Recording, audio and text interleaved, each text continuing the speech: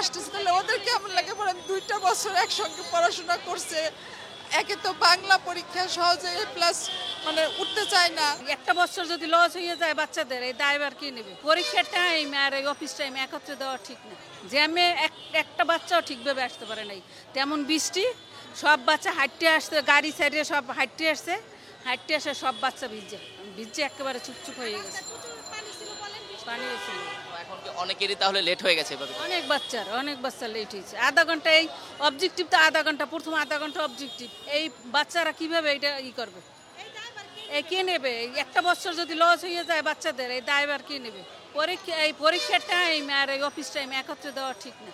আমাদের এসএসসির সময় ধরেন 11টায় ছিল, তখন কোনো অসুবিধা হয়নি। তা আজকে তো প্রচুর বৃষ্টি, জ্যাম, মেয়েদের তো ভিজায় দিয়ে ভিতর ঢুকাই দিয়ে গেছি, রামপুর আবার গেছি, চেঞ্জ টেঞ্জ করে আবার আসছে। তো 11টায় হইলে ধরেন অফিস টাইম অত জ্যাম হইতো না। এখন বৃষ্টি জ্যাম দুইটাই একসঙ্গে হয়েছে। মানে কি করে আমরা রিক্সা ছেড়ে যে আসছি, তখনও মানে একদম পুরা শরীর ভিজা, পুরা ভিজা। বাচ্চারা জ্বর আসলে সামনের পরীক্ষাগুলো অত খারাপ হবে। মানে আমাদেরই কান্দা আসতেছে, তাহলে ওদের কেমন লাগে বলেন? 2টা বছর একসঙ্গে পড়াশোনা করছে, একে তো বাংলা পরীক্ষা সহজে প্লাস মানে উঠতে চায় না, তারপরে তো একটা মন মানসিকতার ব্যাপার আছে না, ভিতরে ঢুকছে মানে ভীতু হয়ে। প্রথম পরীক্ষা আমরা অজু টজু করে আসছি, তসবি টসবি পড়বো, মানে ভিজে কেমন হয়ে গেছে। এখন বের হয়ে না বলা পর্যন্ত মানে স্বস্তি পাচ্ছি না যে কেমন হইলো কি না হলো পরীক্ষা।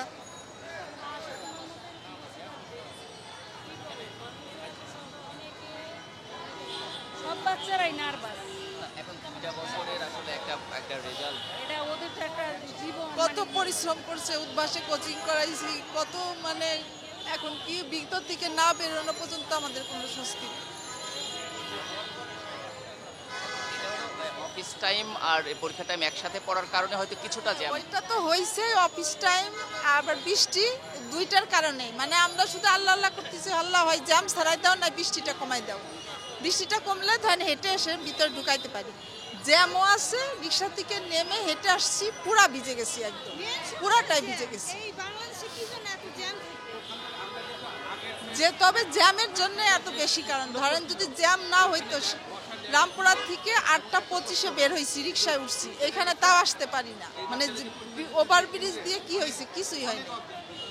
মানে আপনি পরীক্ষার 2 ঘন্টা আগে বের হয়েছেন, এরপরও তারপরে 9টা 25-এ পৌঁছাইছি, তারপরেও এত ভিজে। মানে রাস্তায় যদি এত জ্যাম না হইতো, তাহলে বৃষ্টির মধ্যে হইলেও আমরা তো ওই জন্যই আগে বের হয়েছি, যাতে আগে ঢুকতে পারি। কিন্তু জ্যামের জন্য আরো, বৃষ্টি তো আছে, জ্যামের জন্য আরো পিছাই গেছি।